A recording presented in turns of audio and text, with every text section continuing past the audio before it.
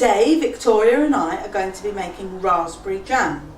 We've already started to do the work and we've got the jam jars washed and ready to go in the oven so that they're nice and hot so that they don't break when the hot jam's poured into them.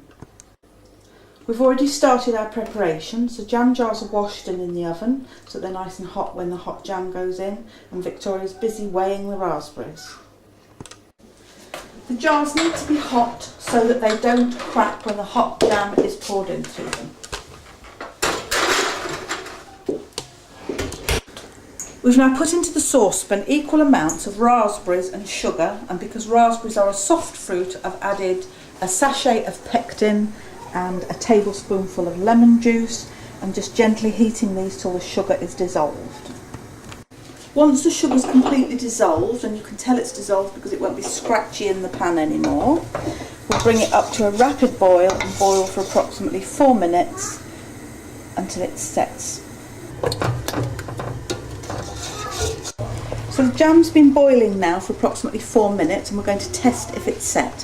One way of testing it is with a thermometer, and the testing point of jam is 220 degrees Fahrenheit, which that has now achieved.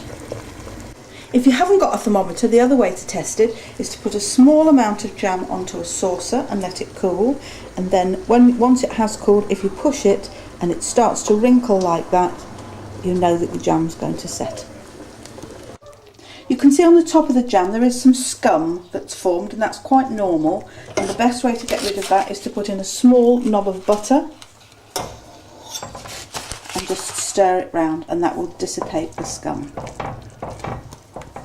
We'll just let the jam cool for a little while before we start putting it in the jars because, of course, as I mentioned before, it is red hot, 220 degrees. So the jam's cooled a little now, so it's more handleable, and I'm just filling the jars using a funnel so I don't make too much mess until they're top. Need to be filled while they're hot so you can put the wax discs on to seal the jam before you put the lids on. The wax discs need to go on while the jam's still warm to seal the jam, and then we'll leave it to cool just a little bit longer before we put the lids on.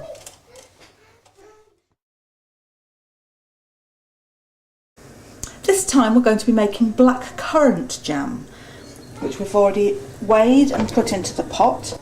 Black currants are higher in pectin than raspberries, so we'll get a higher yield of jam out of it because we can add some water to it. So in the pan we've got 4 pounds of black currants and 3 pints of water. You can use any sort of sugar to make jam, but the easier it dissolves the better. So I'm using jam sugar this time, and it has also got some added pectin, which we don't really need for this, but as I've got it in stock I'm using it. So for every 4 pounds of black currants and 3 pints of water, we're going to add 6 pounds of sugar, stirring it in as it heats up to make sure it's all well dissolved before it becomes to the boil. The blackcurrant jam is now cooked and setting nicely.